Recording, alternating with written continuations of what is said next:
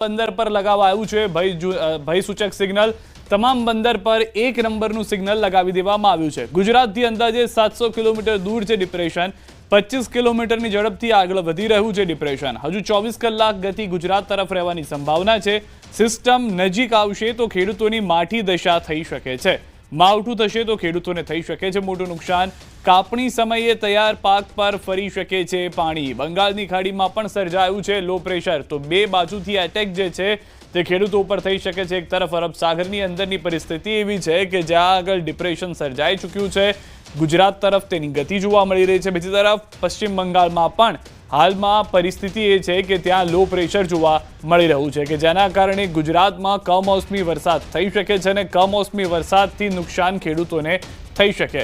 ખેડૂતોને ધણધણાવી નાખતા એંધાણ, ગુજરાતમાં અતિભારે વરસાદની સંભાવના, ખેડૂતો પર મોટી ઘાત ત્રાટકવાની આશંકા। હવામાન નિષ્ણાંત અથર્યા શેટ્ટીનું અનુમાન 8 ઇંચ સુધી ખાબકી શકે છે વરસાદ। આજ રાતથી દક્ષિણ ગુજરાતમાં થઈ શકે છે વરસાદ। સૌરાષ્ટ્રના મોટાભાગના વિસ્તાર પર ખતરો છે।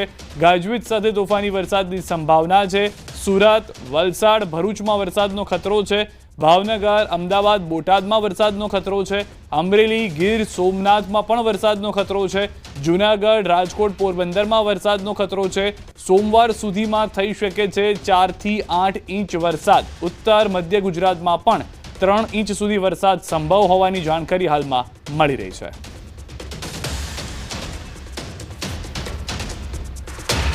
અમરેલી જિલ્લાના જાફરાબાદ બંદર પર સિગ્નલ લગાવી દેવામાં આવ્યું છે। તકેદારીના ભાગરૂપે 1 નંબરનું સિગ્નલ લગાવાયું છે।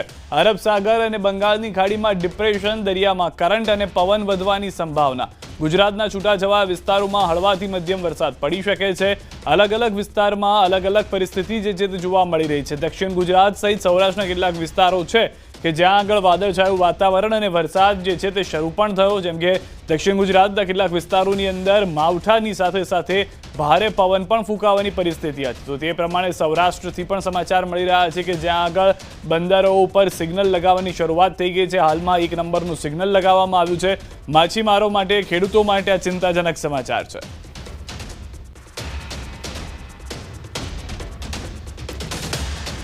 તો હળવાથી મધ્યમ વરસાદને લઈને હાલમાં જાણકારી છે, પરંતુ હવામાન નિષ્ણાંત અથર્યા શેટ્ટીએ ત્યાં સુધી જાણકારી આપી છે કે જે અરબ સાગરની સિસ્ટમ છે, પશ્ચિમ બંગાળની જે લો પ્રેશરની સિસ્ટમ છે, આ તમામ વસ્તુ ગુજરાત ઉપર અસર કરશે અને તેના કારણે ગુજરાતમાં 1 ફૂટ જેટલો વરસાદ, કેમ કે 4 થી 8 ઇંચ વરસાદની શક્યતાઓ જ્યારે તેમને સેવી છે તો 1 ફૂટ જેટલો વરસાદ થઈ શકે છે। ચોમાસું સત્તાવાર વિદાય લીધા બાદ પણ આ પરિસ્થિતિ ગુજરાતમાં સંભવ છે, કારણ કે બે સિસ્ટમ જે ગુજરાતનો વારો પાડી દેશે। એક તો પશ્ચિમ બંગાળની અંદરનું લો પ્રેશર, બીજી તરફ ડિપ્રેશન કે જે અરબ સાગરમાં છે અને જે 24 કલાક દરમિયાન, આગામી 24 કલાક દરમિયાન ગુજરાત પર તરફ આગળ વધી રહ્યું છે।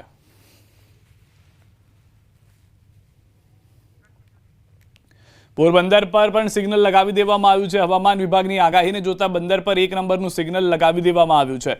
સાવચેતીના ભાગરૂપે લગાવાયું છે સિગ્નલ। પોરબંદરથી પણ સમાચાર, અલગ અલગ દરિયા કિનારાના વિસ્તારોમાં ભારે અસર માનવામાં આવી રહી છે। આ સિગ્નલ આપ જોઈ રહ્યા છો કે જે ખતરાનું સિગ્નલ છે, જે 1 નંબરનું સિગ્નલ માનવામાં આવે છે, જેનાથી દરિયાની અંદર માછીમારોને પણ ખ્યાલ રહે કે બંદર ઉપર 1 નંબરનું સિગ્નલ લગાવી દેવામાં આવ્યું છે। પરિસ્થિતિ આવનાર સમયમાં વાવાઝોડાની પરિસ્થિતિને કારણે અસર થઈ શકે છે। તો પોરબંદર પર આ સિગ્નલ જે લગાવવામાં આવ્યું છે ખેડૂતો માટે પણ ચિંતાજનક છે, માછીમારો માટે પણ ચિંતાજનક હાલમાં જોવામાં આવી રહ્યું છે।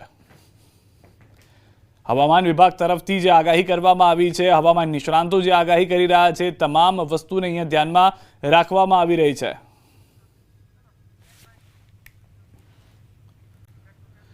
લો પ્રેશર સક્રિય છે।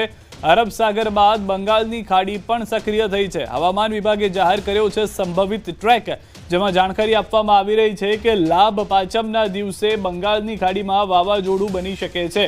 એની વાત સ્પષ્ટ છે કે બંગાળના આસપાસના વિસ્તારમાં તો અસર થશે, આંધ્રપ્રદેશ સહિતના ભારતના એ રાજ્યોમાં તો અસર થશે, પરંતુ તેની અસર ગુજરાત ઉપર પણ જોવા મળશે અને તેના કારણે જે હવામાન નિષ્ણાંતો આગાહી કરી રહ્યા છે, ખાસ કરીને અથર્યા શેટ્ટીએ જે જણાવ્યું હતું, અંબાલાલ પટેલે જે જણાવ્યું હતું, તે પ્રમાણેની પરિસ્થિતિ ગુજરાત ઉપર થઈ શકે છે, કારણ કે ડિપ્રેશન કે જે ગુજરાતના અરબ સાગર પાસે જોવા મળી રહ્યું છે, બીજું આ વાવાઝોડું પશ્ચિમ બંગાળની અંદર જોવા મળી રહ્યું છે, જે બંને ભેગા થઈ અને ગુજરાત માટે પણ ખતરો જે છે તે બની શકે છે। કમોસમી વરસાદ દક્ષિણ સૌરાષ્ટ્ર, દક્ષિણ ગુજરાતના કેટલાક વિસ્તારોમાં જોવા મળી રહ્યા છે અને અને હવે હવામાન વિભાગ તરફથી સત્તાવાર રીતે જાણકારી આપવામાં આવી છે કે બંગાળની ખાડીમાં વાવાઝોડું બનવા જઈ રહ્યું છે. લાભ પાંચમનો એ દિવસ હશે કે જ્યારે પશ્ચિમ બંગાળની એ ખાડી કે જે વાવાઝોડાને આગળ ધપાવતી જોવા મળશે અને ભારતના અનેક વિસ્તારમાં દ્રશ્યોમાં આપ જોઈ રહ્યા છો, આ જે ઇમેજ છે તેમાં દેખાડવામાં આવી રહ્યું છે કોન ઓફ અનસર્ટિનિટી પણ જોવા મળી રહ્યો છે, એટલે કે આસપાસના કયા કયા વિસ્તાર તેમાં અસર થઈ શકે છે.